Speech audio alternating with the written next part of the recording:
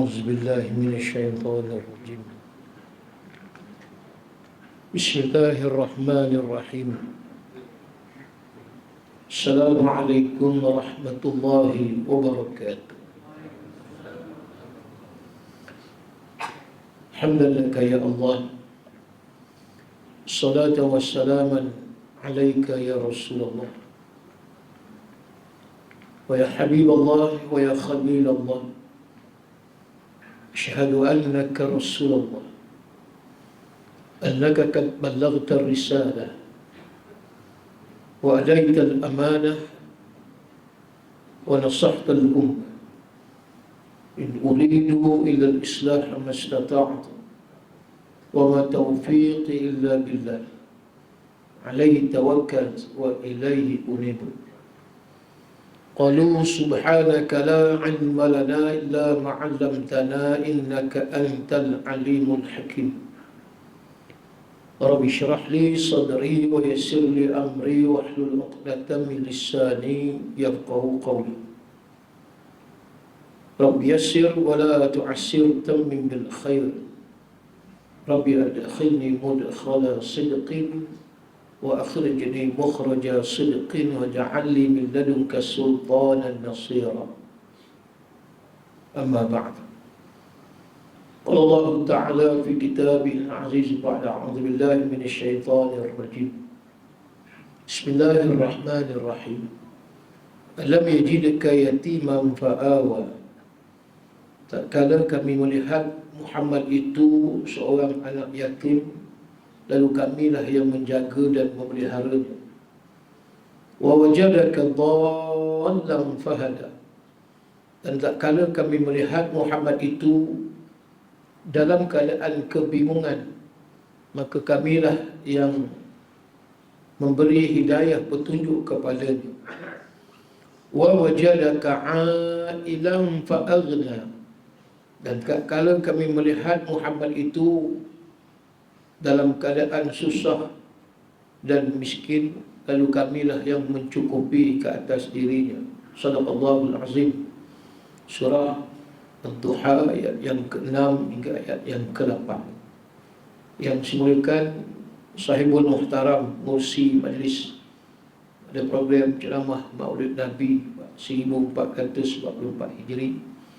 Berbahagia pengurusi Masjid As-Salihin Taman Muhibah, Tuan Imam, Tuan Bilal dan seluruh rekan kuasa, pentadbir masjid, para asatizah, para alim ulama, tuan-tuan dan puan yang dirahmati lagi dikasihi sekalian. Pertama-tamanya marilah kita memanjatkan sesyukur kehadirat Allah pada malam yang mulia ini, dapat kita sama-sama untuk mengambil iktibar dan pengajaran yang sedang kita fokus pada bulan Rabiul Awal ini, tidak lain tidak bukan bulan kelahiran junjungan Sa Nabi Muhammad sallallahu alaihi wasallam yang telah meninggalkan kita lebih daripada 1000 tahun. Tahun ini 1444 Hijri. Walau bagaimanapun, hati dan jiwa kita tetap merindui, menyayangi, mengasihi tidak lain tidak bukan kekasih Allah Nabi sallallahu alaihi wasallam. Walaupun sudah jauh tempoh yang Nabi SAW meninggalkan kita, kalaulah seorang yang beriman itu mengaku diri beriman kepada Allah, bermakna tidak akan hati yang menafikan, menidakkan, iaitu suatu imanatu qalbun, kecenderungan berat hati mengingati pada diri Nabi SAW. Inilah kelebihan umat Nabi SAW, yang mana kita adalah umat di akhir zaman. Tetapi perasaan kita itu tetap Bahkan kita sentiasa mendoakan agar kita menjadi insan umat Nabi yang tak akan melupakan Nabi sehinggalah di saat nyawa bercerai daripada badan. Mudah-mudahan kekal kita beriman kepada Allah dan juga kepada Rasulullah di akhirat. Tuan-tuan sekalian, ni pertama kali ikut saya di Masjid Solehin. Rasa tak tahulah ya. Lama kalau datang pun mungkin dah lama tak datang. Ni berkesempatan mari balik ni. KP pun dah 2 tahun ya. Jadi barulah kita rasa nak meriahkan balik, nak imarahkan balik suasana peribadatan, aktiviti masjid. Tapi ada orang juga menyebut lepas PKP ni masjid surau tak macam sebelum PKP. Maknanya perbezaan tak ramai berbanding sebelum Covid. Wallahu alam tuan-tuan. Apa sebab? Adakah sebab Covid? Sebab tak hilang lagi, masih lagi berada di atas muka bumi ni, maka orang tak datang. Kalau itu alasan, tidak kekallah kita punya rasa sayang, kasih dan rindunya kepada Rasulullah. Sepatutnya kita mengambil iktibar pengajaran yang lebih lagi. Bila mana kelonggaran yang diberikan oleh pihak kerajaan, pihak berkuasa, Kementerian Kesihatan dan yang lain, ya, maknanya sampai peringkat hari ini masjid tidak perlu lagi ataupun tidak wajib lagi memakai mask, ya, pelitup muka. Tetapi yang nak pakai, tidak menjadi masalah. Kalau dah sampai syarat itu banyak dah dilonggarkan, artinya patut-patut lebih kita mengimarahkan semarak, mengimarahkan masjid-masjid rumah Allah Subhanahu wa ta'ala, supaya terangkat apa jua musibah yang berat atau yang sederhana ataupun yang kecil, dengan kita terus merayu, munajat, mengadu kepada Allah agar apa yang kita doakan dan hajat ni dimakbulkan oleh Allah. Lagi ramai duduk di masjid yang mana kita mengharapkan agar Allah ya, memberi kebaikan, rahmatnya, keberkatannya, ya, yang kita hari ini diuji dengan berbagai-bagai ujian dan dugaan oleh Allah Subhanahu wa ta'ala. Khususnya kita kata sebagai orang yang beriman tidak akan lari daripada dugaan dan juga ujian.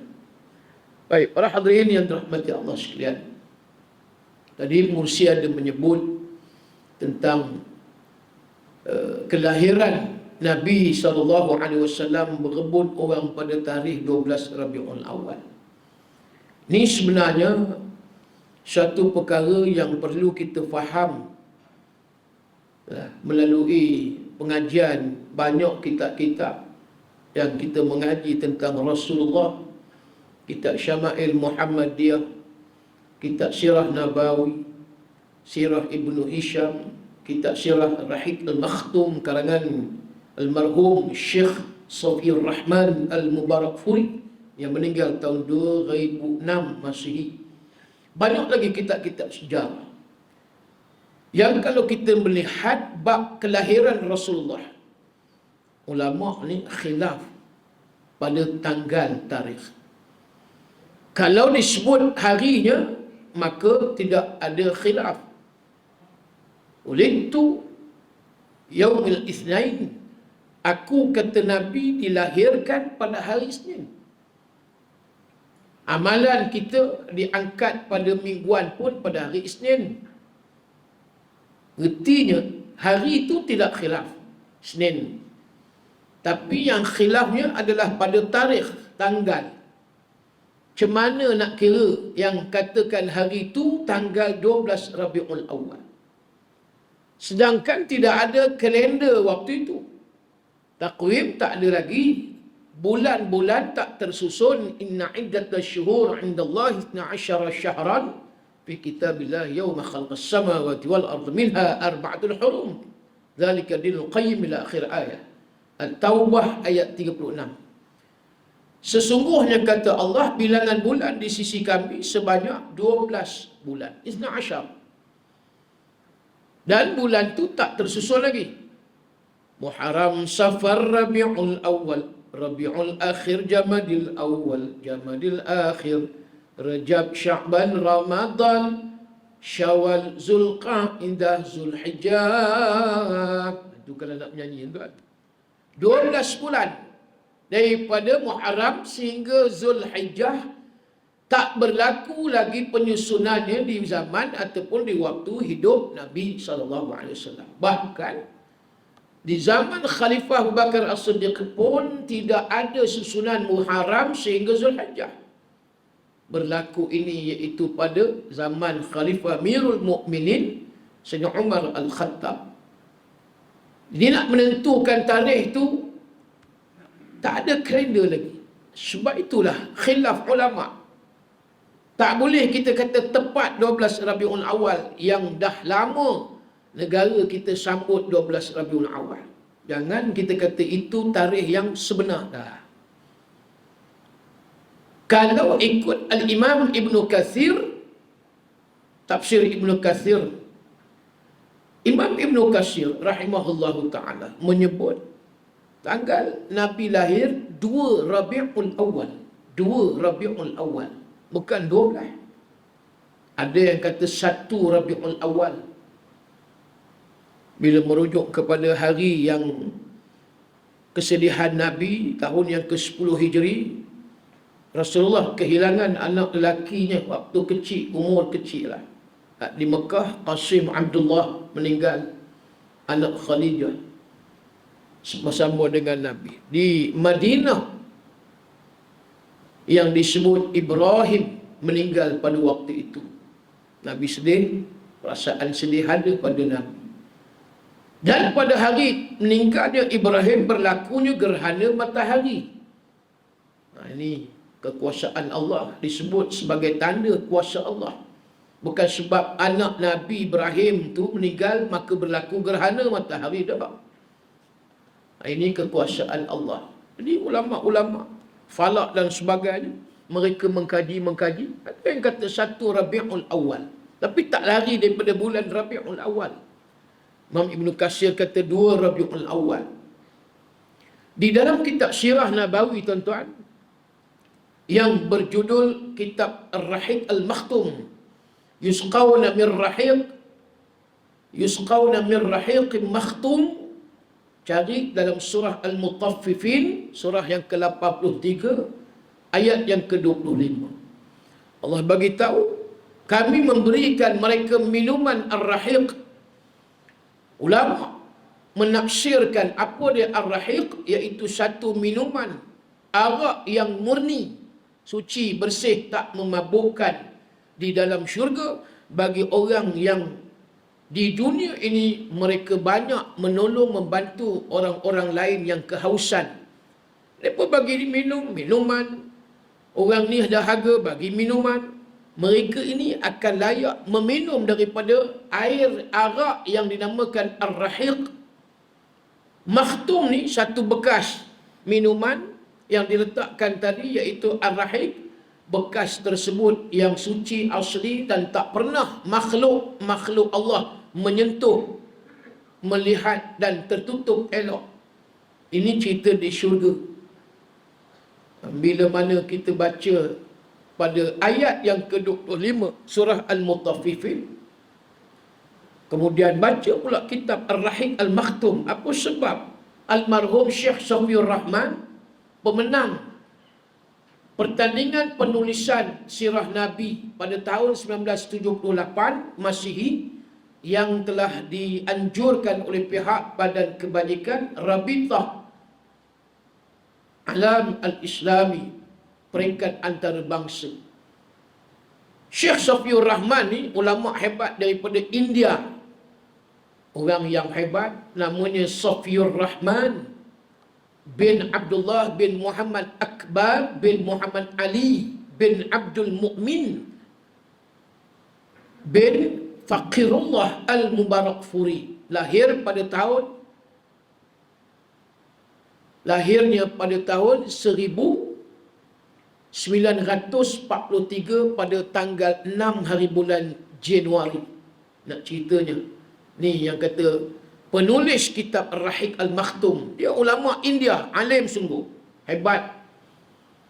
Dan buku yang ditulis ni boleh cari di kedai tuan-tuan. Harga dia RM65, tak mahal. Memang kitab sirah yang masyhur pada waktu ini. Carilah RM65. Dan dia mengkaji tentang Nabi ni lama. Kenapa dia letak nama kitab tu Ar-Rahiq Al-Makhtum? Sebab bila disebut Al-Makhtum tu suci, asli dan tidak bercampur. Makna air arak Ar-Rahiq itu tidak bercampur dengan perkara-perkara, dengan bahan-bahan yang lain, melainkan yang asli, dan tempat yang diletak air arak itu bekas yang original, asli. Kerana itu nama kitab tu diletak Ar-Rahiq Al-Makhtum. Dia mengambil fakta, data dan hujjah-hujjah daripada ayat-ayat Quran, hadis Nabi, dan daripada sanad ulama-ulama yang mana yang difikirkan kebanyakan fakta itu adalah tepat. Sebab itu dinamakan Ar-Rahiq Al-Makhtum. Cuba cari tengok kitab tersebut. Dan menurut ulama Syekh Safiur Rahman, tanggal kelahiran Rasulullah mengikut kajian dia, pakar-pakar falak yang dia rujuk, pakar kaji bintang, astronomi dan sebagainya. Sebab tadi tarikh itu susah nak kata tepat tanggal yang sebenar. Tahun pun disebut sebagai tahun gajah, kerana waktu itu tentera bergajah Raja Abraha menyerang Mekah nak merobohkan Kaabah. Lalu disebut tahun gajah. Orang kalau rimau menyerang Mekah, maka mungkin diletakkan tahun rimau. Gitulah. Sebab tahun tak ada lagi macam hari ini hijrah 1400, 1200. Tanggal pun tidak boleh kita kata tepat. Jadi berdasarkan kajian itu ini, dia meletakkan tanggal 9 hari bulan, inilah hari Khamis tadi siang. Malam ni dah masuk 10 dah. 9 hari bulan Rabiul Awal. Bagi Syekh Safiur Rahman, ini tanggal yang munasabah. Ini pandangan. Walau bagaimanapun, tetap menjadi khilaf ulama. Tidak mengatakan bahawa 9 hari bulan itu tepat. Dan begitu juga 12 Rabiul Awal pun khilaf, tidak mengatakan tepat tanggal 12 Rabiul Awal. Ada yang kata 10 juga, ada yang pernah kata 11, ada yang kata 13 hari bulan Rabiul Awal. Ada yang sebut di luar bulan Rabiul Awal, iaitu bulan Muharram. Ada yang kata bulan Ramadan, sebab Muhammad Allah pilih lantik menjadi Rasul, yakni pada bulan Ramadan, umur 40 tahun wahyu pertama. Ini pelbagai pandangan pendapat ulama. Walau bagaimanapun, yang sepakat jumhur, bulannya yang ni lah yang kita berada sekarang, Rabiul Awal. Yang ni jumhur sepakat ulama. Ertinya kalau kita nak buat sambutan Maulid Nabi, janganlah tunggu 12 Rabiul Awal. Oh, jenuh tuan. Ustaz, saya nak 12 Rabiul Awal ceramah, boleh tak? Saya kata dah tak boleh lah. Sendat dah ada dah, saya kata. Tarikh yang orang booking dah berapa lama dah, saya kata. Jadi, tuan-tuan sekalian, kita nak ambil cerita tentang kelahiran Nabi ni. Bukan hanya sekadar cerita Nabi lahir pada hari Isnin bulan Rabiul Awal. Yang ni, kita rasa semua dah maklum. Ya. Tapi yang kita nak lihat, apa pengajaran dan iktibar dilahirkan seorang Nabi Rasul Allah di atas muka bumi ini sebagai Nabi dan Rasul yang disebut Rasul akhir zaman. Rujuk di dalam surah Al-Ahzab ayat 40, "Ma kana Muhammadun aba ahadin min rijalikum walakin Rasulullah wa khataman nabiyyin wa kana Allahu bikulli syai'in alima." Muhammad itu bukanlah bapa seorang lelaki daripada kalangan kamu. nak menafikan Rasulullah ni bukan bapa kepada Zaid bin Harisah. Yang ramai mengatakan Zaid ni anak Muhammad. Tapi kenapa Zaid bin Harisah tak Zaid bin Muhammad? Persoalan. Tuduhan tu mengatakan sebab hubungan cukup rapat Muhammad Rasulullah ni dengan Zaid. Walhal statusnya anak angkat Rasulullah Zaid bin Harisah. Maka tak mau jadi satu fitnah. Ayat ni pun turun, Muhammad tadi bukanlah bapa seorang lelaki daripada kalangan kamu. Walakin, kan tetapi Rasulullah wa khataman nabiyyin. Muhammad adalah Rasul Allah dan penamat siri Nabi Rasul yang telah diutuskan oleh Allah. Penamat khataman nabi. Jadi tak adalah tuan-tuan Nabi Rasul yang selepas Rasulullah meninggal dunia wafat. Dakwaan ada Nabi selepas Rasulullah. Maka orang itu kalau dia Islam boleh tergelincir akidah murtad. Murtad. Hak mengaku diri dia Nabi. Musailamatul Kazzab. Ini puak-puak yang tak malu tuan-tuan, mengaku diri dia Nabi Allah. Allah dah sebut dalam Quran. Kita nafikan bukan kata satu ayat, bukan kata satu perkataan kalimah. Satu huruf kita tendang daripada ayat-ayat Quran. Alif sahaja kita tendang, tak baca. Ataupun kita menafikan makna alif, ya ke, nun ke, mim ke. Maka terjejas akidah. Khataman nabiyyin. Ini dua kalimah. Khatam, penamat. Nabi, Nabi. Dah Allah sebut, Allah declare dah dalam Quran yang Muhammad ini khataman Nabi. Tiba-tiba ada orang mengaku Nabi. Ini Nabi palsu, Nabi pembohong, dan dia telah menolak daripada apa yang telah tercatat di dalam Quran. Hukum murtad. Wa'iyyazubillah. Yang kita takut ni, hak sampai taksub pada seseorang insan manusia, oh tak ada orang yang lebih hebat daripada dia. Oh bahaya tuan-tuan. Puja ayah pin, sekarang apa dah jadi? Dia pun dah mati tuan-tuan. Tinggal ayah pan. Ayah pan pun tak tahu ada ke tidak ayah pan. Ni yang katakan akidah sebagai akidah Rabbaniyah.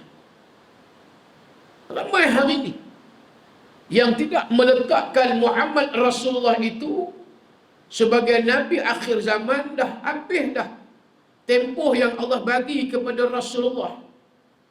Lebih kurang 23 tahun sebaran dakwah tauhid dan penurunan ayat-ayat yang berkait dengan hukum hakam, termasuk kefarduan amalan yang Allah utuskan Nabi tadi. Sembahyang ayatnya ada, zakat ayatnya ada, puasa ayatnya ada, kemudian haji ada ayatnya, dan juga syariat-syariat yang lain. Komplit dah. Jadi kita guna pakai itulah selama-lamanya sampai kiamat. Kerana itu Nabi sebut tuan-tuan sekalian, hadisnya taraktu fikum amrayn dan tadillu in tamassaktum bihima kitaballahi wa sunnati Rasulillah. Sahih hadis. Aku tinggalkan pada kamu dua perkara. Lan tadilun abadan. Selama-lamanya kamu tak akan sesat, kamu tak akan tergelincir. Apa dia yang Nabi sebut ni tuan-tuan? Dua perkara itu, kitaballahi wa sunnati Rasulillah. Quran dengan hadis. Ni kita ulang kaji balik. Dua benda ni, Quran dengan hadis. Nabi jamin, kalau kata umat Islam ni, kalau ambil Quran hadis, mereka takkan berpecah. Mereka takkan berpecah belah, tak berbalah. Sebab semua ada dalam tu, Quran dengan hadis.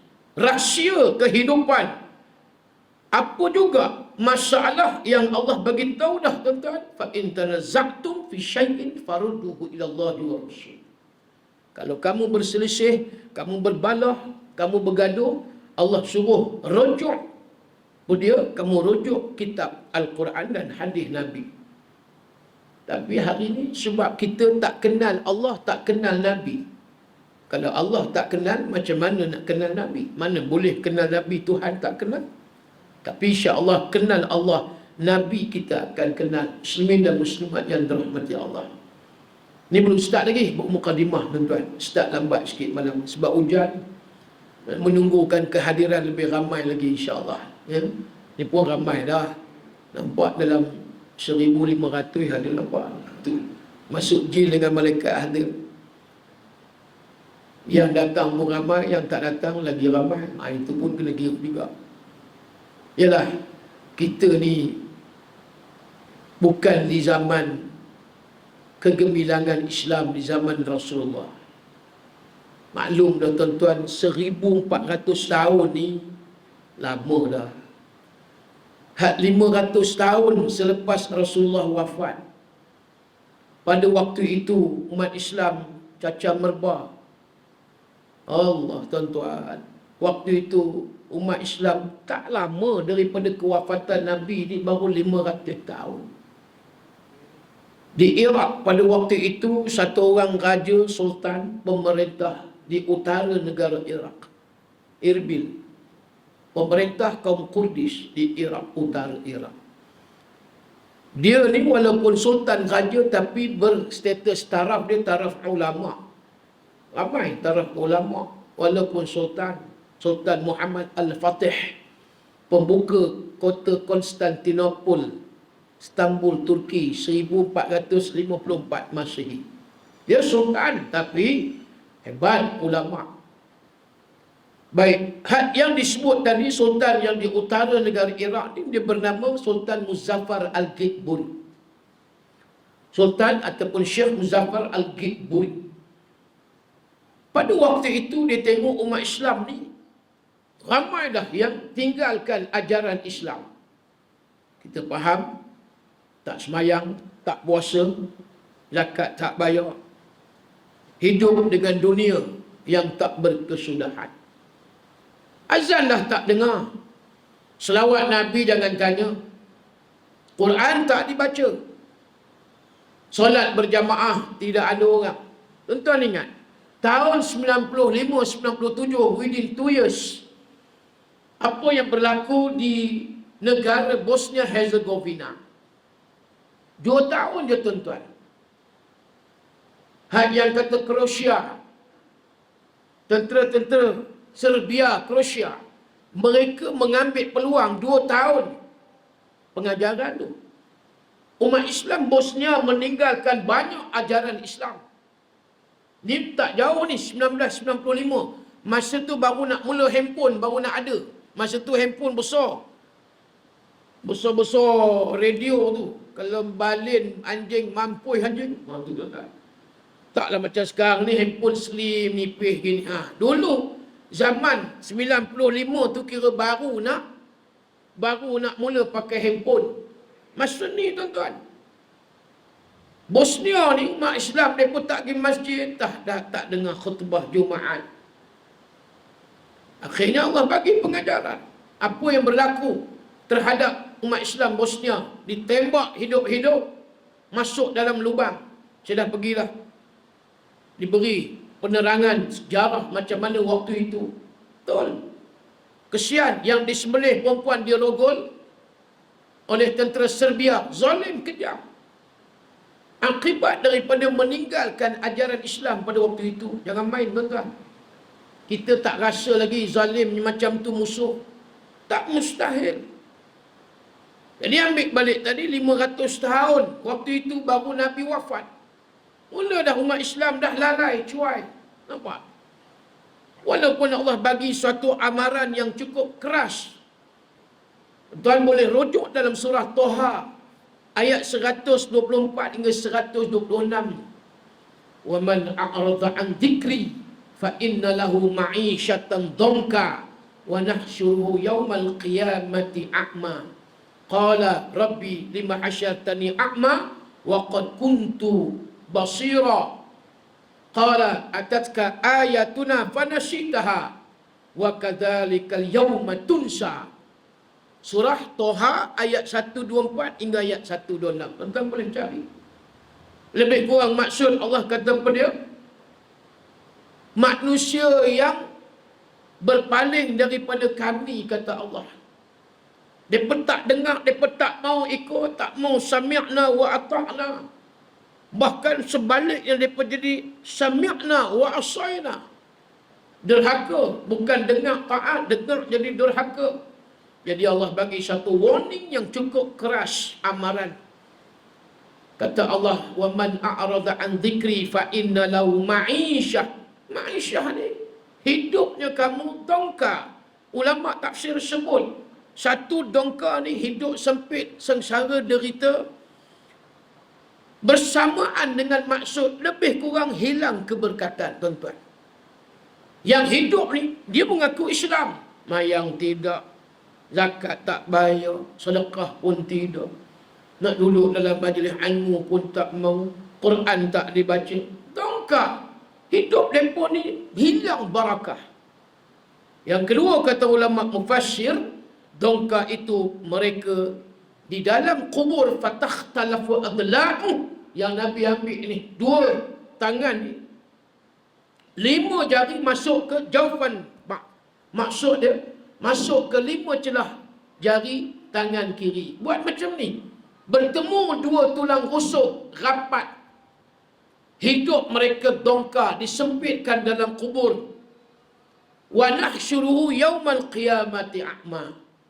Dan kata Allah lagi, akhirnya mereka dibangkitkan nanti di dalam di hari kiamat, hari mahsyar, dibangkit tu dalam keadaan mata mereka, kata Allah, a'ma, dibuta, gelap, tak nampak kebenaran pada waktu itu. Lalu kata puak-puak yang diazab tadi, kata Allah, qala rabbi lima hasyartani a'ma, wahai Tuhan kami, mengapa kamu bangkitkan kami dalam keadaan a'ma, wahai Allah, sedangkan kami dulu di dunia ni kuntu basira, dalam keadaan kami boleh basir ni, maksud basar ni mata boleh memandang, boleh melihat, cerah terang. Awak lagu ni hari ni dalam keadaan kami ni buta mata. Allah jawab, qala kadzalika atatka ayatuna fanasitaha. Manusia, ketahuilah demikian, waktu kamu hidup dulu di atas muka bumi, kami datangkan kepada kamu ayat-ayat Quran, daripada surah pertama sampai akhir suratul Fatihah, ummul kitab, sehinggalah An-Nas, surah An-Nas, 114 surah, 30 juzuk, 6,236 ayat, 1,320,000 huruf yang ada di dalam Quran. Tapi kata Allah, fanasitaha, kamu lalai, kamu cuai, kamu tak mau ambil pengajaran daripada ayat Quran tersebut. Allah jawab akhirnya 126 surah Toha, wa kadzalikal yauma tunsa, pada hari ini demikianlah hai manusia, ingat, kamilah pula yang nak lalaikan kamu, yang mau cuaikan kamu, yang kami tak mau peduli sikit apa pun rayuan demi rayuan yang hampa buat. Walau tara idzil mujrimuna nakisu ru'usihim 'inda rabbihim rabbana absarna wa sami'na farji'na na'mal salih inna muqinun. Surah Sajadah, pagi besok imam baca. Lalu di hadapan Allah dalam keadaan ru'usihim 'inda rabbihim, rasul, kepala ni tunduk di hadapan Allah. Awak malu. Hampa dulu ni aku suruh hampa sembahyang, qimus solah, hampa tak sembahyang. Azan bukannya tak dengar, hampa boleh dengar. Allahu Akbar, Allahu Akbar. Bukan azan Kedah, Mekah. Itu tak. Hampa dengar azan Mekah macam tu, lagu tu punya sedap pun hampa tak mau bangun. Hampa dengar, masuk telinga kanan, keluar telinga kiri. Ni yang Allah nak jawab ni. Falasitah. Maka hari ni kata Allah, layaklah kami ejekkan hampa, kami ketawakan hampa, kami biarkan hampa semua. Ya, Mereka kata apa dia? Rabbana absarna wa sami'na. Kami dah tengok azab, kami dah dengar azab, ya Allah. Yang ni puak-puak kafir, bukan kata kita yang Islam ni. Hai yang kafir waktu itu, waktu berada di mana? Akhirat. Bila mana kata orang kafir apa dia? Inna anzarnakum azaban qariban yawma yanzurul mar'u ma qaddamat yadah. Kita tahu dah surah An-Naba ayat akhir 40.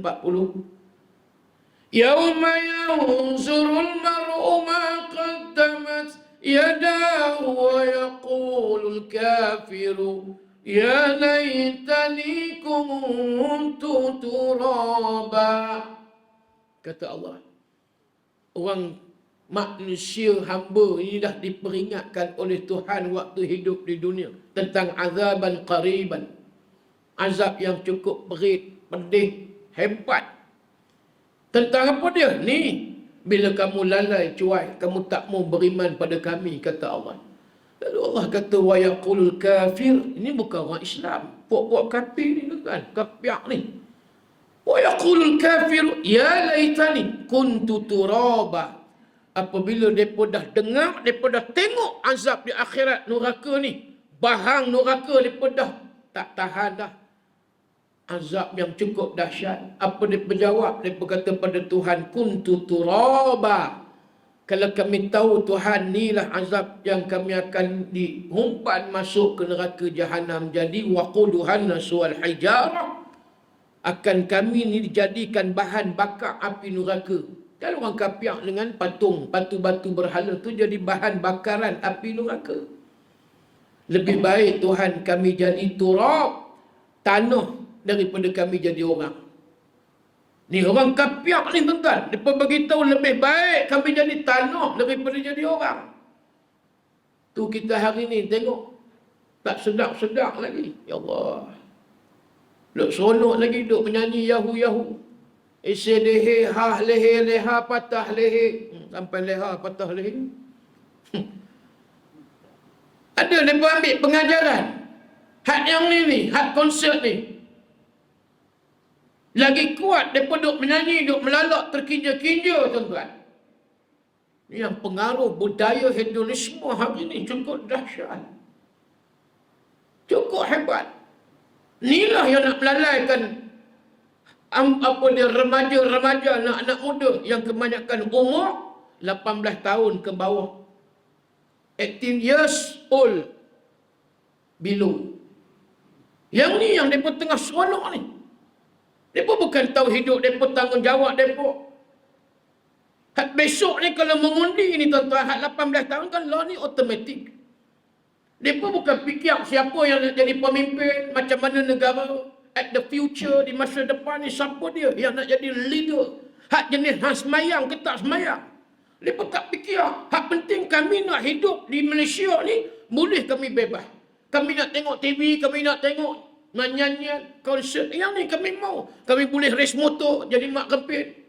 Mereka bukan tahu tuan-tuan. Hak nak duduk di masjid, nampak malam ni. Hak yang ramai tuan. Hak yang kita rasa-rasa anak muda ke, ataupun bakal-bakal jenazah. Tuan-tuan, cuba tengok renung. Ada yang muda adalah berapa orang. Boleh kira tuan-tuan. Umur saya 48 tahun. My age, 48 years old, I tell you, I'm still young and I feel young. Rasalah macam muda. Nak mati dah tuan-tuan. Umur ni bukan kira kalau nak mati. Ni yang hari ni nampak.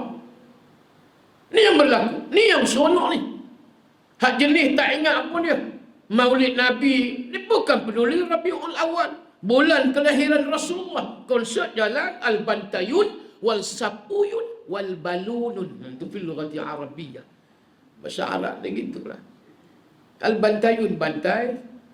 Kan? Al-Balun, balun. Wal Sapuyun, sapu. Bantai, sapu, balun, dia pun bukan heran. Yang penting kami syok. Yang ni.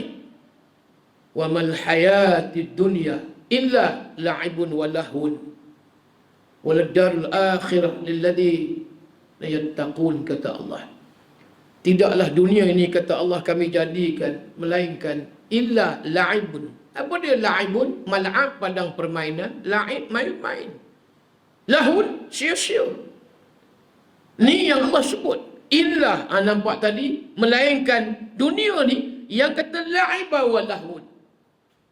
Tetapi kata Allah, orang yang bertakwa tadi, yattaqun, orang yang bertakwa, ini dunia ni mereka jadikan sebagai ad-dunya mazra'atul akhirah.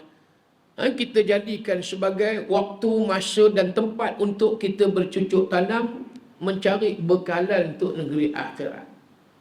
Sejajar dengan amalan yang kita sebut sunnah Nabi sallallahu alaihi wasallam. Wa alaikum bisunnati wa sunnatul khulafa'ir rasyidin al-mahdiyyin antu 'alaiha bin nawajid. Hadis sahih. Ke atas kamu, kata Nabi, sunnah aku, dan juga ikutilah sunnah daripada khulafa'ir rasyidin, Abu Bakar, Umar, Uthman, Sayyidina Ali bin Abi Talib al-mahdiyyin. Mereka juga dibimbing, diberi hidayah, petunjuk oleh Allah. Akhir sekali Nabi kata apa dia? Antu 'alaiha bin nawajid. Kamu amalkan sunnah Nabi, sunnah aku ni, kata Rasulullah, seumpama hampa gigit dengan gigi geraham. Kuat-kuat gigi geraham kan boleh. Kalau kita nak makan buah apa? Buah keredas, buah petai, hak yang keras-keras ni kena ada gigi geraham. Kalau tak, taubat, tak boleh makan tuan. Kena makan hak yang lembut-lembut, bubuk ayam, kan? Bubuk apa dia? Bubuk lambuk ke gitulah kot. Nasi apa dia, nasi air itulah. Kalau gigi geraham sedap, ayam pun boleh keras, pun boleh balun, daging pun boleh gigit. Macam itulah. Sebab Nabi tahu dugaan ujian di akhir zaman bagi hamba Allah, orang yang beriman, umat Nabi ni berat. Berat, tuan-tuan. Bukan senang hari ni. Sebab kita dah tak nampak dah Rasulullah ni. Jasad Nabi dah tak ada.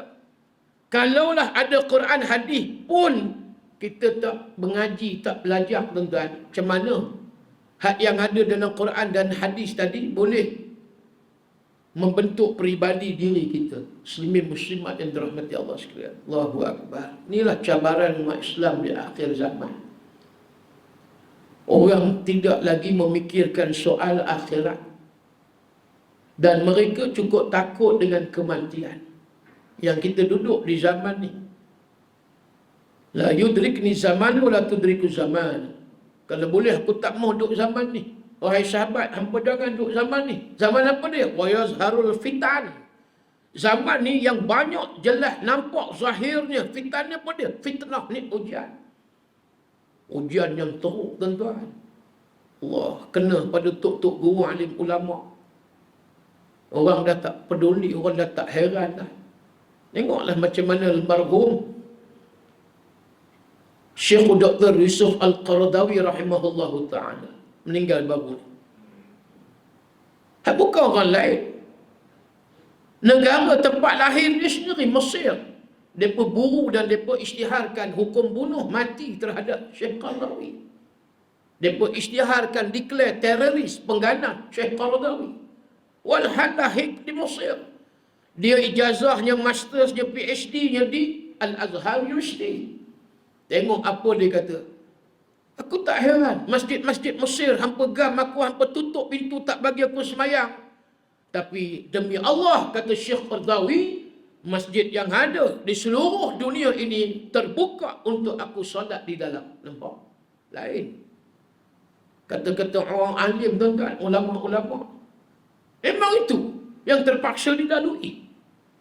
Saudi apatah lagi. Tak benarkan Syekh Qaradawi masuk ke dalam Masjidil Haram. Tak boleh masuk Mekah Madinah. Seolah macam jahat Fir'aun. Macam J.W. Bush. Apa dia? J.W. Bush pula. George Bush. Macamlah Syekh Qaradawi ni. Hak nunun. Sharon. Wah. Siapa dia? Yahudi Israel. Mereka cop sampai macam tu, tuan-tuan. Akhirnya berada di Qatar. 1967. Dia dibuang daripada negara asalnya dan diberi perlindungan oleh Raja Qatar sampai kesudah usia dia 96 tahun dan dia menghembuskan nafas terakhir pun di Qatar. Sekejap dia dibenarkan masuk ke Mesir waktu Hosni Mubarak pada waktu itu digulingkan dalam Arab Spring, digantikan Dr. Morsi, Muhammad Morsi pun tak lama 3 tahun. Tapi tengok waktu itu Syekh Qaradawi, tuan-tuan, balik negara dia boleh berucap di dataran Tahrir, had yang mari tuan-tuan, negara Mesir bukan takat orang Islam, had yang Kristian. Mesir 80% Muslim, 20% Kristian. Dia Arab tapi jenis Kristian. Had yang Islam berjuta, termasuklah yang penganut Kristian pun datang membantu keselamatan, macam kita kata anggota rela, mempermudahkan. Pada waktu itu Syekh Dr. Yusuf Al-Qaradawi beri pengucapan public speaking, dia cakap di hadapan umat Islam Mesir. Tak lama 3 tahun balik kepada puak-puak pemimpin Mesir yang sekutu dengan Hosni Mubarak, Jamal Abdel Nasser dan yang lain. Sampai hari ini As-Sisi sama. Mereka boleh buru, mereka boleh tolak ulama-ulama yang disebutkan tadi. Tapi kematian Syekh Qaradawi, nampak Allah muliakan ikram matinya pada hari Jumaat. Hari Jumaat. Ini yang kata ulama-ulama yang tak ramai dah. Mautul alim salmatun fil Islam la yasudduha wa makhtalaf lail. Maka kata Ibnu Asyakir, bila mati seorang alim, dia akan membentuk lubang-lubang di dalam Islam. Walaupun ada penggantinya, tetapi tidak sama dengan ulama yang ada. Mana ada kita nak cari lagi sekarang setaraf dengan almarhum Datuk Dr. Harun Din, Datuk Ismail Qamus. Yang ada Ustaz Alim Din, jauh sangat. Panggang daripada api kan. Dia pun jenuh nak elok, nak tepih. Ustaz ni adik Datuk Dr. Harun Din ke? Saya kata tak, kebetulan Pak saya Din. Pak saya pula polis hutan. Bukan ulama, polis hutan masa tengah kuat komunis kan. Tahun 50, 60, 70, saya lahir 74 di Hospital Sungai Petani. Lahir di Kedah. Pak saya masa tu di Batalion 4. Last sekali. Di Batalion 4 Sungai Petani. Dah tak ada dah kamp polis hutan PPH. Tempat saya main dulu tu, depan Taman Ria. Taman Ria baru dulu mana ada. Tempat kami main tahu, pokok getah semua.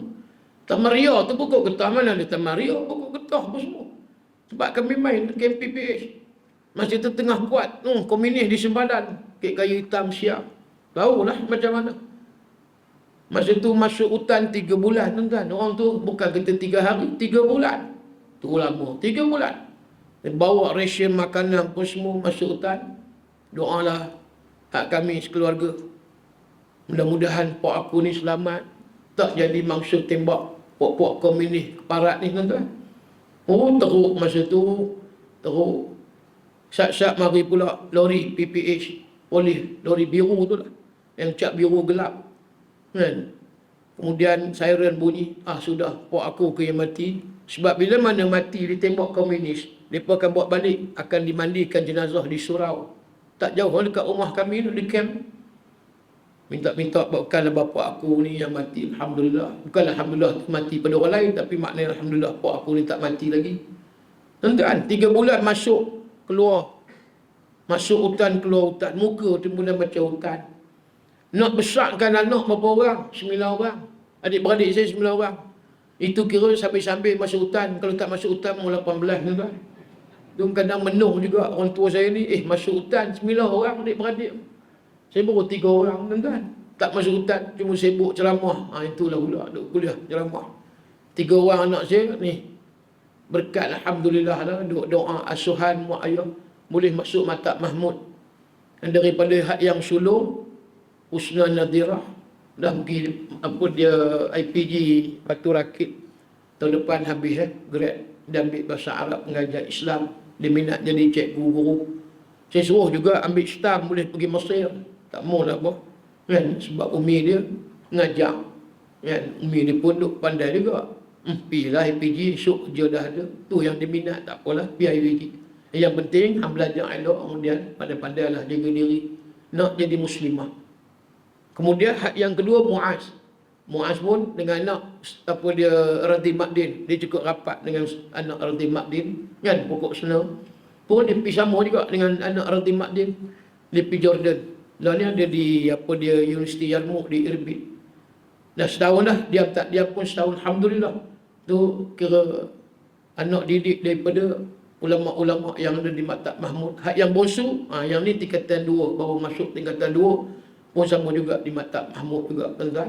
Fawaz, mudah-mudahan doa saya bagi tahu dia, Fawaz, kalau boleh abah hang nak ambil belajar di Universiti Islam Madinah. Tu saya bagi tahu tu kira wasiat sungguh tu. Hang mengaji betul-betul, hang belajar betul-betul, hang nak ambil Universiti Islam Madinah. Bukan kata universiti lain tak boleh, tapi cita-cita abah ni hampirlah tempat yang disebut bumi di bumi Rasulullah. Mudah-mudahan lah tuan-tuan. Nak cerita ni bukan apa dia, supaya kita nampak tak semestinya bapa tak ulama kita tak boleh jadi ustaz. Boleh, atas ustaz retiak kita kata. Alhamdulillah, susah payah mak ayah ni hak mendidik, membimbing kita daripada kecil supaya anak ni boleh jadi orang. Pun begitu ujiannya cukup besar. Saya baru masuk tingkatan 1, mak dah meninggal dunia. Kasih sayang mak dah hilang tuan-tuan. Bapa pula dah berapa dekat 20 tahun dah meninggal. Inilah hidup yang kita kata hidup yang bukan mudah, senang. Tapi kita tak boleh, kita kata mak bapa aku mati ni aku tak boleh hidup. What? Rasulullah dalam kandungan ibu dia Aminah, ibu sekalian tuan-tuan, 2 bulan baru dalam kandungan, belum ada roh lagi. Sebab roh ni waktu bila? 120 hari. Waktu bila mana di dalam kandungan perut ibu yang mengandung. Itu pun ada hadis yang disebut. Bila mana waktu itu cukup 120 hari ataupun 4 bulan. Thumma yursalu ilaihi malak. Nabi kata kemudian Allah utuskan malaikat untuk apa? Fayanfukhu fihi ruh. Tiupkan roh di dalam perut ibu yang ada janin yang disebut macam daripada nutfah, thumma yakunu alaqah, thumma yakunu mudghah. Daripada 3 ni keadaan nutfah air mani, yang kedua alaqah segumpal darah, kemudian yang ketiga seketui daging. Hak ni 3 ni tempoh dia 40 campur 40 campur 40, 120 hari. Berapa bulan? 3 bulan. 3 bulan yang 4 bulan. Maka pada waktu itu sudah ada roh yang mana ibu yang mengandung dah nampak, dah rasa dah. Perut ni dah bergoyang, dah ada menguit dah. Hak tendang, hak tengoklah. Kalau mak dia suka bola, anak dia bertendang macam pemain bola lah kot. Itu ya. Jadi artinya apa dia? Waktu itu belum ada roh lagi Muhammad Rasulullah dalam perut ibu. 2 bulan meninggal pak dia, dah anak yatim dalam perut. Lahir maka nampak sebab apa dia Siti Aminah sebagai ibu sempat menyusukan awal. Hak yang kedua siapa dia? Suwaibah, hamba kepada Abu Lahab. Suwaibah ni hamba ni. Dan kalau tengok dalam kitab sirah Nabi Ar-Rahiq Al-Makhtum, itu saya kata dalam kitab sirah Makhtum ni dia terperinci tuan-tuan. Kitab sejarah lain tak sebut Suwaibah ni bukan setakat menyusukan Rasulullah, tapi dia juga di antara perempuan yang pernah menyusukan Sayyidina Hamzah bin Abdul Muttalib, Abu Salamah. Semua ni sahabat Nabi. Itu yang kata Suwaibah. Dan rezeki dia menyusukan Nabi kita Muhammad sallallahu alaihi wasallam. Tu yang juga ada anak-anak yang lahir, ibu sekalian. Tuan-tuan, tak ada anak cucu lah kot, cicit. Suruhlah letak nama perempuan ni. Ni anak perempuan, bayi perempuan. Nama Suwaibah. Sedar. Jangan puduk mereka merapu-rapu. Tak tahulah ni yang nak letak nama apa anak kita yang ketiga ni. Apa ke tak tahu? Hak yang isteri kata ginilah. Cantum nama abang dengan lambayan. You punya nama Yusuf. I namanya siapa dia? Kamariah. Jadi potong tengah-tengah sikit. Ambil seorang sikit. Abang daripada Yusuf ambil Yus. Kemudian saya Kamariah ambil Ka. Cantumkan jadi Yuska. Elok. Tuan-tuan. Sebab dia perempuan, letak Nurul ataupun Nur. Jadilah Nurul Yuska. Maksud dia apa dia? Cahaya kita terpakai. Jadi, dah tak ada nama dah nak ambil tuan-tuan. Ambil lah nama Suhaibah. Sedap nama dia. Walaupun kita pun jadi confused juga. Suhaibah ni, dia Islam ke tak? Timbul kan. Sebab Muhammad menjadi Rasul umur 40 tahun. Habis tu kalau lahir Muhammad, hak yang muak dengan pok macam mana tok dia Abdul Muttalib penjaga Kaabah. Hak yang menyusu Suhaibah Halimatul Sa'diyah. Nak kata apa? Takkan nak kata kafir? Takkan mak Nabi kafir. Takkan nak kata ahli neraka pula mak Nabi Siti Aminah. Tak kena. Abu Talib boleh kita kata memang kafir sebab dia hidup ni selepas Muhammad jadi Rasul. Waktu itu Muhammad talqin di telinga Abu Talib, talqinu yaqinun bimautikum la ilaha illallah. Abu Jahal kata, jangan Abu Talib, jangan pedulikan Muhammad duk sebut kekal dengan agama nenek moyang. Kaya Abu Talib tak Islam. Dan waktu itu sudah ada Islam, maksa Islam dah sampai. Abu Talib tak beriman, Abu Jahal tak beriman, Abu Lahab tak beriman. Hak ni betul. Ini dihumban masuk neraka Jahannam. Maka kalau anak-anak tanyalah tuan-tuan, saudara cucu kita tanya atuk, nak tanya atuk satu soalan. Kita pun gegak juga. Nak cucu aku nak tanya soalan apa ni? Risau ke aku akam. Sebab tengok janggut merelung, panjang janggut, tengok kepiah serban macam Wali Songo. Kena tanya, Tok Wan ni. Abdul Muttalib Datuk Rasulullah ni dia ni nanti dicampak neraka ke macam mana? Sebab masa tu belum Islam. Sudah, kita pun pening lalat tuan-tuan. Nak telefon Ustaz Azhar dulu tak tahu nombor. Sudah.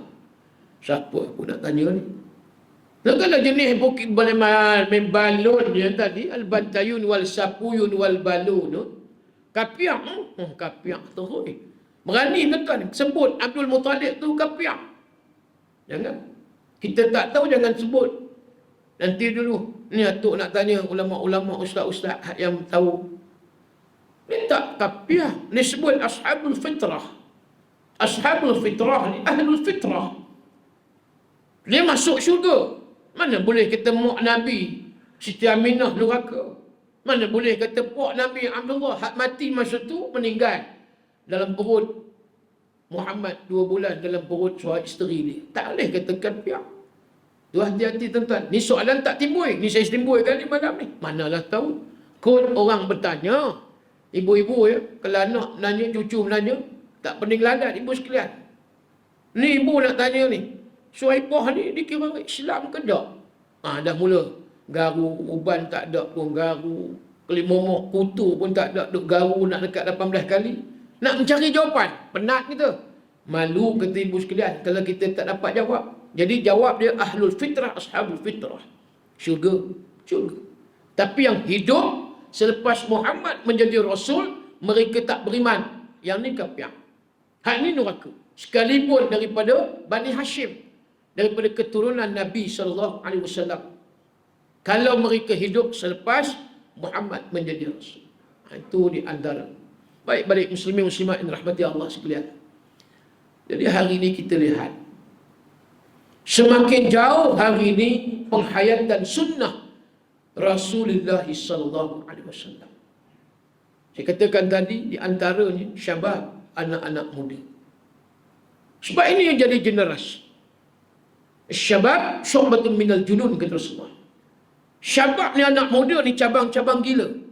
Nak tengok orang gila, orang muda. Gila ni macam-macam. Hak jenis merempit. Hak jenis apa? Hak jenis hiburan. Hak jenis main game. Tu jenis gila main game. Hak yang judi pun ada. Macam-macam.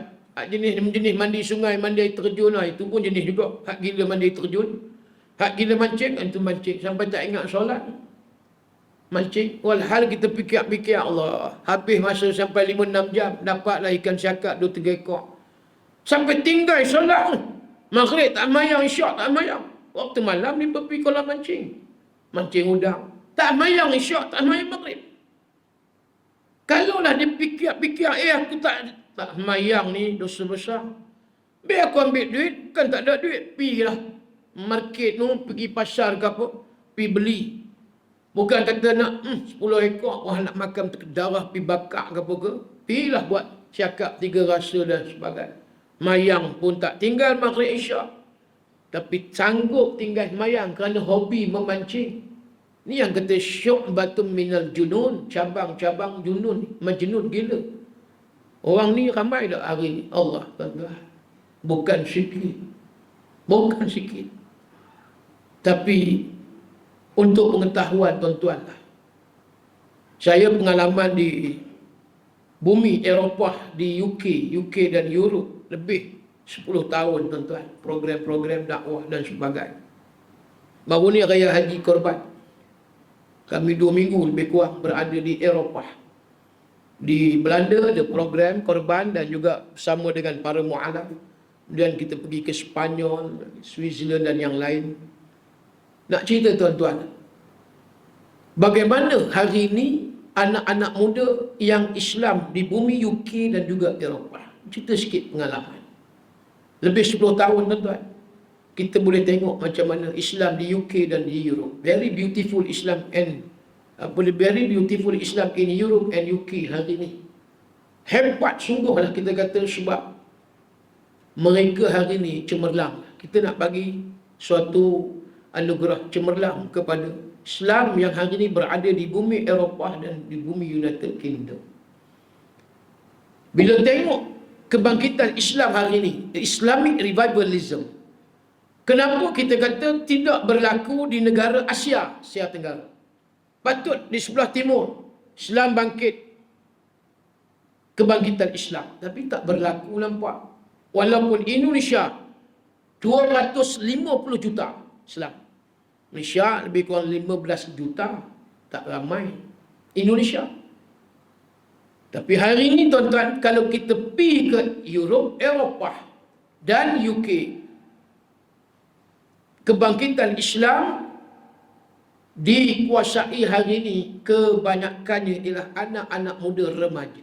Mostly kebanyakan anak-anak muda, hak yang jadi imam, hak jadi Bilal, hak jadi tok syiah. Saya jumpa tuan-tuan di England umur 18 tahun. 18 tahun jadi tok syiah masjid di Manchester. Agak-agak di dalam Malaysia ni ada ke tak ada tuan-tuan hak yang umur 18 tahun jadi tok syiah. Kalau ada kok boleh bilang. Kalau ada, rasanya entah. Hak biasa umur tok syiah ni umur 70, 60, 70, 80. Silat-silat 10, 90 tahun pun ada. Hak jadi tok syiah. Hak Bilal, kot ada yang muda sikit pun mungkinlah ada, bukanlah tak ada. 50 ada. Kadang umur dah 89, Bilal lagi, muazzin. Tang, kuat, dah bunyi kuat pun ada ni. Bilal. Tentu. Imam, jirontol laji ngam pun bunyi. Tu imam umur 96. An'am dah tak bunyi dah. Dia mari ngam-ngam. Tu macam mana tu kan? Tapi di sana tuan-tuan akan jumpa di satu masjid di Sweden, Masjid Stockholm. Masjid Stockholm ni tuan-tuan, Jumaat hari raya solat tak kurang 20,000 jemaah. 20,000 tuan-tuan, macam tu je nak mari. Tuan-tuan, naik bulu umur kita, meremang tengok macam mana umat Islam di masjid besar Paris, di Perancis, di tengah-tengah kota Paris. Oh dia, imam, saya jumpa imam dia, muda lagi 30-an. Oh, hebat nampak. Muazzin pun sedar. Penuh, sepenuh-penuh, sesendak-sendak masjid besar Paris. Hebat. Dan begitu juga di Norway. Tengok macam mana pula masjid. Ada 2 buah masjid besar di tengah-tengah bandar Oslo, ibu negara, capital negara Norway di utara Eropah. Sejuk.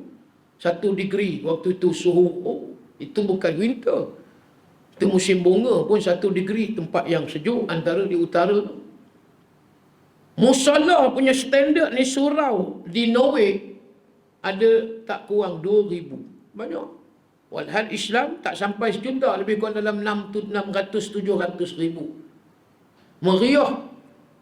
Tapi itulah, kita tak boleh lawan mereka punya aktiviti, mereka punya, orang kata apa dia, kemesraan, approach mereka. Masjid mereka ni, mereka benarkan anak-anak Kristian yang mengaji di tadika masuk ke dalam masjid. Guru tadika, hak mengajak tadika Islam di dalam masjid Oslo tu, meraihkan tadika ni daripada tadika Kristian. Mereka explain, mereka terang apa dia Islam. Itu yang kata, very beautiful Islam in Europe. Kita tak boleh buat. Hang siapa dia? Ni kami daripada pertubuhan Kristian Kuala Lumpur. Tak, kami tak bagi. Kami tak boleh. Ni masjid mana boleh orang kafir masuk pula. Tapi sana tuan-tuan, itulah. Dan kita kata ahlan. Marhaban wa ahlan. Silakan masuk. Di Perancis tuan-tuan, saya tak pernah masuk gereja. Hak Malaysia tak pernah masuk, Europe sebelum ni tak pernah masuk. Tapi mereka jemput. Orang Kristian, gereja Kristian jemput kami. Waktu tu saya ada program TV3, rakaman Al-Hidayah di Perancis, di Paris. Mereka jemput kami, pergi masuk. Apa yang berlaku? Ini. Yang kata ada berlaku conference persidangan. Setiap minggu mereka buat persidangan. Kadang selang-selilah masjid tuan rumah Kristian, church, gereja jadi tuan rumah. Tukar-tukar tiap-tiap minggu. Yang ada siapa dia? Padri mau balik Kristian. Ramai, berpuluh. Kami ada berapa orang masa tu? 5, 6, 7 orang. Ada mereka jemput jawatan kuasa masjid. Baik. Mereka tuan rumah. Mereka mulakan dulu. Mereka buka Bible mereka lah. Buka. Kata padri, ni kami jemput Muslim ni bukan nak bergaduh, nak berbalah, bukan nak hentak meja sampai relah dua tak. Kami jemput ni untuk apa? Kita cari titik persamaan antara Kristian Islam, Islam Kristian. Jangan titik yang kata tadi, titik yang tidak menjadikan kita ni harmoni di dalam persidangan. Kalau cari titik perbezaan, bergaduh. Cari titik persamaan.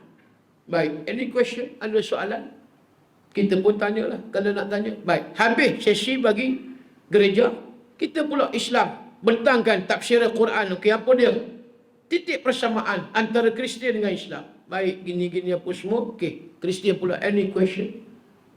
Tuan-tuan, minggu depan masjid pula jadi tuan rumah. Kerana itu diam tak diam tuan-tuan, sekarang ni Islam yang berada di Perancis, seluruh Perancis, lebih daripada 10 juta ada hari ini. Lebih 10 juta daripada 60 juta penduduk.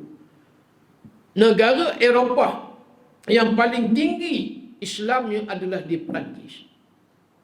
Di Perancis. Dan mereka yang Kristian memeluk Islam, kebanyakan 5 hingga 10 orang setiap hari average. Every day 5 to 10%. 5 hingga 10 orang memeluk Islam. Agak-agak macam mana tuan-tuan hari ni? Kita, hak jiran kita yang bukan Islam, tengok kita pun menyampah. Sebab tak nampak apa yang dia ni kata dia Islam dengan akhlak. Laqad kana lakum fi Rasulillahi uswatun hasanah. Sesungguhnya bagi kamu pada diri Nabi ada qudwatun hasanah. Uswatun hasanah, qudwatuna. Tapi tak tunjuk kan akhlak. Buang sampah merata-rata. Isyak rokok pun tak peduli tempat. Dalam restoran kedai makan pun merokok. Dan kalau pergi Europe, UK, mana ada kita nampak orang merokok di tempat-tempat yang tidak dibenarkan. Dia ada smoking area. Tempat merokok ada tempat khas. Tak boleh merata tempat. Tak ada, kan? Mengganggu kesihatan orang. Tak marah pula yang merokok ni. Mana yang pedih telinga, padan muka. Itulah. Biar padan muka dunia, jangan padan muka akhirat. Kita tak tunjukkan akhlak kita sejajar dengan akhlak Islam yang diajar oleh Nabi. Nabi kasihi orang-orang kafir, kan? Sampai Sayyidina Umar pada waktu itu. Sayyidina Umar pada waktu itu melihat di antara tawanan perang Badar Al-Kubra ni banyak tawanan perang. Lebih 70 orang pun hak jadi tawanan perang. Salah seorangnya Suhail bin Amr. Suhail bin Amr, kita dengar nama dia pernah menjadi wakil musyrikin untuk menandatangani suatu perjanjian yang dinamakan perjanjian suluh, perjanjian damai Hudaybiyah tahun yang ke-6 Hijri. Yang Nabi terpaksa patah balik ke Madinah. Walhal Nabi nak buat haji umrah, nak buat korban. Bukan nak cari pasal, nak gaduh, nak bunuh orang tak. Tapi terhenti di Hudaybiyah, sekat. Suhail bin Amr waktu itu musyrikin. Pada waktu itu, tuan-tuan, nampak macam mana Suhail cukup marah dengan Nabi dan suruh padam, delete nama siapa dia yang disebut nama Muhammad Rasulullah. Muhammad Rasulullah tu padam Rasulullah, kami nak Muhammad bin Abdullah. Ali kata, kami tidak ikut apa yang kamu nak, wahai Suhail. Bantah. Tapi Nabi pujuk, akhirnya padam juga nama Rasulullah. Mohlah Abdullah. Mereka tak mau Rasulullah. Itu apa ada pada perjanjian. Tapi sebab nak menjaga nama Nabi, kan, Ali ni jaga sungguh, kita hari ni boleh hina Rasulullah. Boleh kita tak ada rasa apa, tuan-tuan. Orang yang hina, orang yang injak pijak nama Nabi, orang yang hina Allah Rasul Islam hari ni. Suhail, bila mana Umar Al-Khattab yang pada waktu itu dia tengok Suhail, dia bagi tahu kepada Rasulullah, nak aku ni patahkan, cabut gigi dia, mulut ni mulut capui, dia kurang hajak dengan kau ya Rasulullah. Maka kata Rasulullah, tak mau buat macam tu Umar. Aku takut hang cederakan dia, hang buat macam tu, esok aku kena azab tubuh badan aku di dalam neraka Allah esok di akhirat. Lebih baik kita biarkan dia. Nabi bisik, mudah-mudahan kita doakan Suhail ni Islam. Islam tentang akhirnya Suhail ni jadi orang Islam. Ni cara Nabi, pendekatan Nabi. Siapa juga? Syuraqah bin Juhshum bin Malik.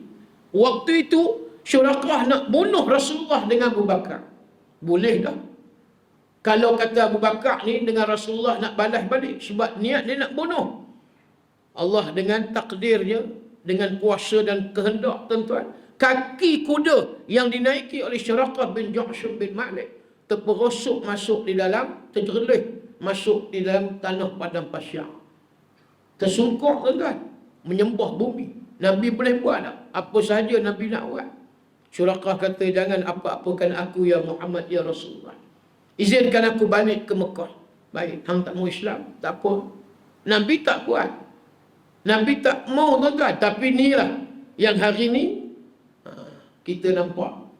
Bila tak tunjuk akhlak yang mulia, orang yang bukan Islam takut. Di luar negara hari ni nampak, mereka tertarik dengan Islam. Bila pergi Belanda tadi, program baru ni, dengan mu'alaf Belanda. Ramai orang Islam di Belanda hari ni. Belanda 20 juta penduduk, ada 2 juta Muslim. Diam tak diam, 2 juta orang Islam. Di Rotterdam, tak jauh dengan Amsterdam, Rotterdam ni 1 jam. Pilah Rotterdam. Saya ada keluarga angkat di Rotterdam. Dia Ustaz Hisham, orang Patani, orang hebat, ulama juga. Lama dah duduk di sana, kat 40 tahun dah. Dia jadi imam di Masjid Baitur Rahman di Rotterdam. Rotterdam ni dia ada datuk bandar yang Islam Muslim. Baik, bila program mu'alaf tadi, datanglah mu'alaf ramai, orang perempuan, laki-laki perempuan. Ada yang baru masuk Islam 2 bulan, umur 18 tahun. Ya, kemudian ada perempuan yang waktu itu saya bagi tazkirah, dia pendengar. Ya, kemudian apa dia, had yang perempuan tu, saya nampak duduk depan-depan saya. Muda lagi. Muda, muka pun macam Arab. Lawa, orang Belanda. Arab, macam Arab. Tak Arab, macam orang Belanda. Campur Arab, macam mix. Cekak lawa. Tengok tu, rasa berkenan pula dengan orang Belanda. Jadi haru, tak tenteram. Itu bagi kita sekiranya tengok dia depan duk kita senyum pula. Allah. Ni ada gambar ni dalam handphone ni. Bolehlah ibu-ibu nak tengok, mana tahu kan. Nak sebut yang tuan-tuan sekalian, bagaimana nama dia? Lara. Nama dia Lara, L-A-R-A, Lara. Habis daripada soal jawab dah habis apa semua, saya pun pergilah dekat. Macam kita kata nak mengorat, pergi. Nama hang siapa dia Lara? Masa tu tak tahu lagi lah. Dia kata, my name is Lara. Oh, Lara. Sedap nama Islam ni. Habis itu hang Islam ni boleh cerita tak? Daripada awal macam mana hang boleh nak masuk Islam? Ni, nak kaitkan tadi tuan-tuan. Saya masuk Islam ni Ustaz. Tertarik menarik debong. Itulah. Tertarik dengan Islam ni. Saya mengaji di universiti di Rotterdam. Saya punya classmate saya, rakan-rakan kuliah saya, orang Islam, Muslimat. Saya tengok akhlak mereka Ustaz. Elok cakap, akhlak elok, semua elok. Perbuatan, mulut cakap elok. Pakaian pun semua. Jadi Lara ni tertarik. Dan akhirnya Lara buat keputusan ni. Mak ayah tak tahu ni. Tapi dah tahu pun mak ayah tak heran, ni pun tak marah. Akhirnya dia umur masa tu 18 tahun. Lah ni umur Lara berapa? 21. Baru 3 tahun Islam. Baru 3 tahun Islam tuan, si Lara ni. Memang lawa, bagi saya lawa. Tak tahulah kalau orang tengok tak lawa. Tak lawa ni kira ada masalah ni. Nak kena check dia punya mental ke apa. Memang lawa semua. Kalau kata Mahsuri ni, Mahsuri tahun bila? 18, 16 kan? Kalau tengok si Lara ni lawa lagi daripada Mahsuri. Tuan-tuan, tu legenda kan. Ni Lara betul-betul bukan legenda. Jadi, makan hang macam mana Lara ni? Mak hang, pak hang duduk sekali, ya masih lagi. Tak apa, Lara boleh masak. Lara tahu. Mak dengan pak mak biasa lah. Orang sana, babi tu biasa lah. Arak apa semua. Hak jenis yang tak sebelih ayam. Tapi Lara beli hak yang halal. Tu dia tahulah macam mana dia nak hidup. Umur tu 18 tahun. Tu yang kita macam mana tuan-tuan? Terbayang tuan-tuan. Orang Islam antara yang awal memeluk Islam di Madinah, di Yathrib. Pada waktu itu, 2 orang yang Nabi utuskan. Mus'ab bin Umair bin Hashim bin Abdul Manaf bin Abdul Dar. Anak orang kaya. Abdul Dar ni keturunan orang kaya. Sebut Abdul Dar di Mekah. Dia memeluk Islam dengan Nabi tuan-tuan. Remaja umur 14 tahun. Dan Nabi pula pergi hantar Mus'ab ni antara kumpulan awal hijrah ke Madinah, Yathrib. Ajak mereka tentang Al-Quran Islam. Mus'ab pun pergi. 2 orang, teman seorang lagi, nama dia Abdullah bin Ummi Maktum. Lepas tu, dia jadi muadzin yang kedua selepas Sayyidina Bilal bin Rabah. 2 orang ni pergi dulu, Yathrib. Maka sampai di Yathrib, antara pemuda yang awal memeluk Islam adalah Mu'adz. Anak saya tadi, saya ambil nama Mu'adz. Mu'adz bin Jabal. Umur berapa tahun? Umur 18 tahun. Mu'adz memeluk Islam dengan Mus'ab Al-Muqri. Sebab dia bacaan Quran dia hebat, dia gelar Al-Muqri. Mu'adz 18 tahun. Lara 18 tahun. Tu teringat tu. Allah. Tu nak cerita tuan-tuan. Bila dia Islam, dia tak macam kebanyakan anak-anak dara kita lah. Minta maaf sebutlah, kita ada anak, saya pun ada anak, saya kata tadi. Tak macam kebanyakan anak dara kita, umur 18 ni seronok menyanyi tu. Jujurlah sayang, dah mula lah. Aku tak mengapa, biar semu. Geli, mula ketiak, dengar tu. Ni anak dara kita duk menyanyi tu. Dalam bilik ayak menyanyi, nak berak menyanyi, nak kencing menyanyi. Ni Lara ni tak. Kalau nak nyanyi pun bagi dia nasyid umpamanya. Ya Rasulullah, dalam mengenangmu kami susuri lembaran sirahmu, pahit getir perjuanganmu membawa cahaya kebenaran. Contoh itulah. Nyanyi lagu nasyid. Dia mengaji. Mengaji Quran, mengaji hadis, fiqh, ibadah, semua ni tauhid, tasawuf. Dan lo ni Lara tengah mengaji bahasa lughatul Arabiyah, lughatul Quran, lughatul Jannah. Dia sedang mengaji bahasa Arab. Bayangkan umur dia tak buang bahasa umur 18. Kita umur 18, budak anak kita. Cuba tanya, cakap Arab sikit. Jenuh. Mas Muki. Apa benda? Mas Muki bunyi lain macam. Mak Ismuki. Siapa nama hang? Mak ni. Tanyalah. What's your name? Kan senang. Barulah I tahu. Dia dengan mak begitu je.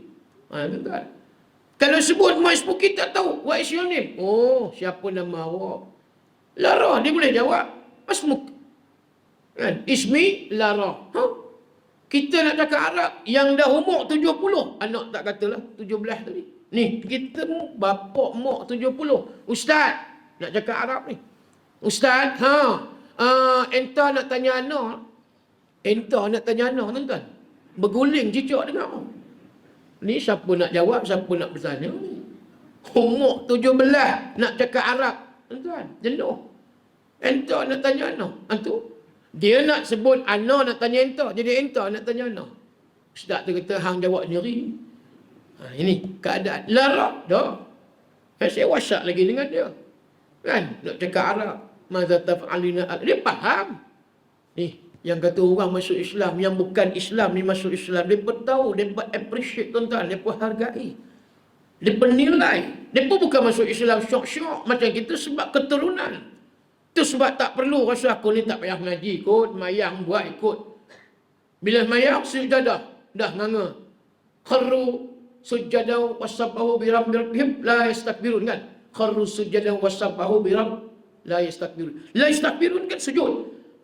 Dia ingatkan rukuk, dia pergi rukuk. Allahu Akbar. Tengok orang sujud, faham? Gila ke apa orang ni? Bukan gila, hang gila. Ni bacaan sujud sejadah. Hak bunyi kharru sujadah tu orang tahu dah. Oh, ni bacaan. La yastakbirun. Allahu Akbar. Sajada wajhiya lillazi khalaqahu wa sawwarahu syaqqa sam'ahu wa basarahu bi hawlihi wa quwwatihi. Fatabarakallahu ahsanul khaliqin. Jenis tak tahu ni. Hak tak mengerti. So nak pergi umrah. Tapi tuan-tuan, dia di Masjidil Haram ni tak semesti tiap-tiap minggu baca apa ayat sajadah. Tapi kadang-kadang imam dibuat sajadah. Dia tak bagi tahulah. Subuh ni kita sujud sajadah dah. Kadang-kadang depan kita rukuk banyak. Rukuk banyak.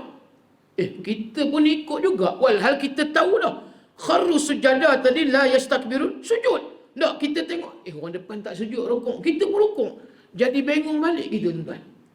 Walhal waktu di Malaysia ni kita tahu. La yastakbirun sujud. Pergi ke Mekah. Tengok orang tak sujud. Kita pun tak sujud. Kita rukuk. Ada tak? Banyak hak ke Mekah, tuan-tuan. Saya di masa musim haji tahun 2018. Pergi haji. Bila berada sebulan di Mekah. Imam tak baca surah sajadah bagi Jumaat. Tapi sekali itu ada imam baca surah sajadah. Punya ramai. Ni depan Kaabah ni. Ni depan Kaabah. Ada yang tak sujud sajadah. Mereka pergi rukuk. Tenggelam kita ikut mereka. Kerana itu semayang. Ikut ilmu, bukan ikut orang. Bukan tentu ramai-ramai juta yang ada di Mekah tu semua cerdik, semua faham tak. Tapi yang tak mengaji pun banyak, tuan-tuan. Hak tak tahu yang kata tawaf ni, kalau dalam keadaan datang darah haid, kita kena berhenti, tuan-tuan, keluar. Ada jemaah yang saya bawa hari tu. Tapi dah habis, dia pergi sa'i, kemudian dia tahallul, balik-balik hotel apa semua. Kemudian kita bagi kuliah sikit. Kemudian ada soalan. Dia pun bangun. Ustaz, nak tanya Ustaz, awak tengah-tengah tawaf ni siang tadi. Kemudian saya rasa darah turun, darah potong, darah. Habis saya rasa berjalan je lah, buat terus 7 kali. Kemudian sa'i 7 pusingan. Safa Marwah. Habis tu tahallul. Lah ni macam mana Ustaz? Lah ni baru nak tanya tu kan. Dah tahallul. Sedangkan dia dalam keadaan haid. Tawaf tu syarat dia mesti berwuduk dan bersih daripada hadas kecil dan besar. Sa'i tak apa, tidak syarat. Tapi tawaf, dia pergi balun macam semayang, tak ada wuduk. Tuan-tuan, semayang tak ada wuduk. Macam. Kalau kita kata, aku kentut, bukan kita tak dengar. Kentut dengan bau tu, semua bau, semua tanda-tanda kentut tuan. Bila teruskan semayang, hukum dia haram, berdosa. Tuan-tuan. Kalau mengaji, hak ni nampak, dia tak mengaji. Dah tahallul baru bertanya. Sedih keadaan masyarakat kita hari. Itu saya sebut tadi. Kita kena belajar. Balik macam Lara tadi. Sebab lawa ni kena ulang banyak kali. Lara ni dia mengaji sungguh. Sampai hari ni, dia pergi dakwah tuan-tuan. Ada satu tempat tu, mula-mula 5 orang Islam. Dia pergi tuan-tuan, daripada tim. Daripada tak pergi seorang. Daripada tim. Lo ni 300 orang dah Islam. Di satu macam kita kata kampung. Dan ada satu daerah. Macam kita kata doa Kota Star ke gitulah. ada 5 buah gereja. Sekarang 5 buah gereja dibeli oleh orang Islam, bertukar jadi masjid. Nampak hebat tak hebat dia punya dakwah Islam. Inilah sunnah, inilah yang Nabi suruh. Bukan duduk di rumah tengok TV, habis mak kilau, mari pula mak silau. Tak habis-habis movie, mari pula cerita orang putih, Taiwan, Korea, Jepun, semua. Selagi mau tuan-tuan. Hak pukul 2 pagi main game, hak anak-anak dengan mak sama. Tu. Sedangkan orang ni hak masuk Islam ni dia berfikir panjang. Awak aku masuk Islam, aku nak tahu tentang Islam. Aku nak tengok macam mana yang kata kebesaran Allah. Aku nak kaji siapa dia. Man Muhammad. Wa Muhammad wa khatimun nubuwah. Yang ni yang kata aku nak tahu siapa dia Rasulullah. Ni kita masuk bulan Rabiul Awal, selawat pun tak lagi. Nampak? Man shalla alayya marrah sallallahu alaihi wasallam. Sekali hampa selawat ni kata Nabi, Allah balas hampa selawat 10 kali. Inna Allaha wa malaikatahu yusalluna 'alan nabi ya ayyuhalladzina amanu sallu. Esok ni khutbah Jumaat. Saya di Masjid Bukhari besok. Yang kata Allah perintah sallu, selawatlah kamu ke atas ni. Sebab apa dia? Aku dengan malaikat selawat takkah hampa tak selawat? Bulan Rabiul Awal pun tak ingat lagi Rasulullah. Ini keadaan yang kita nampak hari ini. Kebangkitan Islam saya sebut tadi tuan-tuan, tanda-tanda hebat ada di Eropah dan di United Kingdom. Anak-anak muda mengambil tempat. Syababaka qabla haramik. Muda sebelum tu, mereka dah dulu dah nampak. Kita baru lagi. Tu pun nampak. Tak tahu lagi maulid Nabi daripada orang dia ni kata bid'ah, kami pun bid'ah. Habis tu apa jadi merempi tak bid'ah ke? Yang ni lain ustaz, ini hobi pula dah. Nampak? Ada dia punya jawapan. Sebab itulah tuan. Ni tak start lagi kot lah. Baru 9 suku. Start 9.30 berapa ke? Dia nak sebut tuan, tu akhirnya ya, kita lah ni berada di akhir zaman.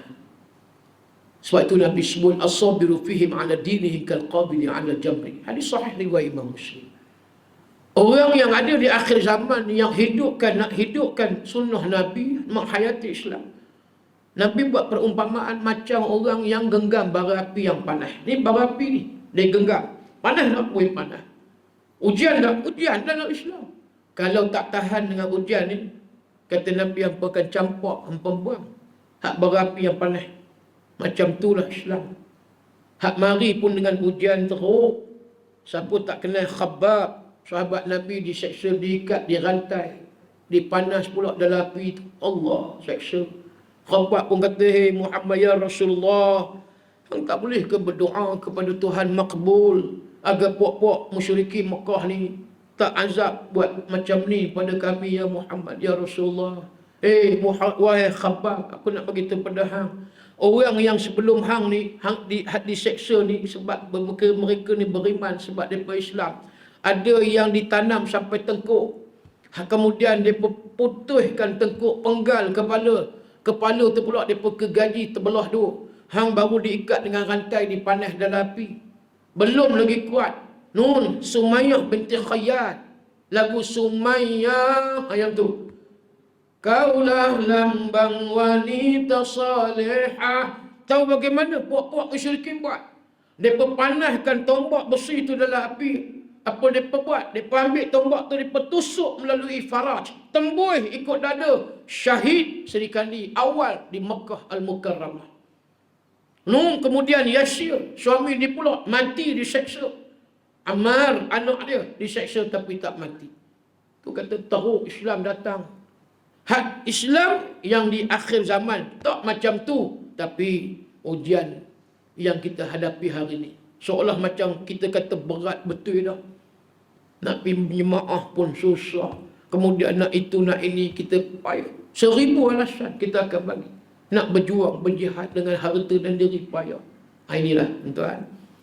Bila mana disebut Islam penuh dengan ujian dan dugaan. Perjuangan ini perlu melalui mehnah yang besar. Supaya apa dia? Allah balas pun dengan balasan yang besar nikmat. Sebagaimana untuk akhirnya Allah sebut di dalam surah At-Taubah ayat 111, Tuan boleh rujuk. Innallaha ashtara minal mu'minin anfusahum wa amwalahum bi anna lahumul jannah. Kata Allah, kami beli dengan pengorbanan yang mereka buat. Apa dia yang kami gantikan? Baik pengorbanan pertama, mereka anfusahum, diri mereka, mereka korban. Hujan ke, ribut ke, petir ke apa dia, mereka tetap mari semayang berjamaah, kuliah, ceramah. Contoh, hak medan perang tu dah tentulah syahid kubra. Kemudian yang kedua dia, amwalahum. Harta mereka yang mereka infak. Malam ni saya bawa tabung, tuan-tuan. Daripada sekolah Mahat Tahfiz saya ada sekolah tahfiz di Ipoh. Kat 100 orang pelajar. Untuk dana operasi pengurusan tahfiz. Kut siapa yang nak zakat, nak infak, wakaf, bolehlah nak menyumbang sikit sebanyak. Sempena Maulid Nabi ni tuan-tuan. Malam pula malam Jumaat. Oh, sedekah infak berkat umpam, insya-Allah, mudah-mudahan. Ni ada duit ni, depa boleh bagi untuk Islam. Depa tak kedekut, depa tak bakhil. Baik duit depa, diri depa, depa korban. Kami, kata Allah, beli. Aku beli, kata Allah. Ganti dia apa dia? Bi anna lahumul jannah. Syurga yang tak ada nilai. Bukan 100 juta nilai syurga dah. Bukan 1 trilion dah. Syurga ni sikit pun tidak menyamai nikmat yang ada di dunia. Dunia ni kita syok dah. Seronok mata memandang. Merasai apa semua yang kita hari ni dah dapat. Anak zuriat seronok. Dapat isteri lawa seronok. Lara pula lagi seronok. Itu nak sebut. Tapi ingat syurga yang kata wa kawaiba atraba, bidadari-bidadari. Hurun ain, anak-anak bidadari. Lagi syok daripada perempuan wanita-wanita dunia. So inilah yang Allah nak bagi pada orang yang bermujahadah. Dan teruskan istiqamah kita mudah-mudahan dengan sunnah Nabi sallallahu alaihi wasallam. Dan kata Nabi dalam hadis tu yang terakhir juga, la yu'minu ahadukum hatta kuna ahabba ilaihi min walidihi wa waladihi wan nasi ajma'in. Hadis Bukhari Muslim. Nabi kata apa dia? Tidak sempurna iman seseorang sehinggalah mereka itu sayang, kasih, cinta padaku, rindu padaku lebih daripada mereka kasih, cinta, sayang, rindu dengan mak pak mereka, dengan isteri suami mereka, dengan anak pinak cucu cicit mereka, dengan manusia yang ada di seluruh dunia. Tak sempurna iman. Nabi kata, hampa kena sayang aku, hampa kena cinta kasih pada aku lebih daripada semua orang yang disebutkan tadi. Mudah-mudahan harap-harap kita berkekalan ingatnya kepada Nabi SAW dan perbanyakkan selawat kepada ataupun ke atas junjungan besar Nabi SAW. Mudah-mudahan berkekalan sampai akhirat dan mendapat syafaat kubra daripada Nabi yang rekomen kepada Allah Subhanahu wa taala. Wallahu alam. Sekadar itu, mudah-mudahan pertemuan kita pada malam ini, pertemuan Maulid 1444 Hijri, insya-Allah mudah-mudahan diberkati oleh Allah. Allahu alam. Qul qawli hadza wa astaghfirullahal azim li wa lakum. Assalamualaikum warahmatullahi wabarakatuh. Bismillahirrahmanirrahim. Radina billahi rabba wa islam dina wa bi Muhammadin nabiyyan wa rasulah. Allahumma inna nas'aluka 'ilman nafi'an وعملا متقبلا ورزقا واسعا وشفاء من كل داء. اللهم اجعل جمعنا جمعا مرحوما تفرقنا من بعده تفرقا معصوما. وصلى الله على سيدنا محمد وعلى اله وصحبه وبارك وسلم. الحمد لله رب العالمين.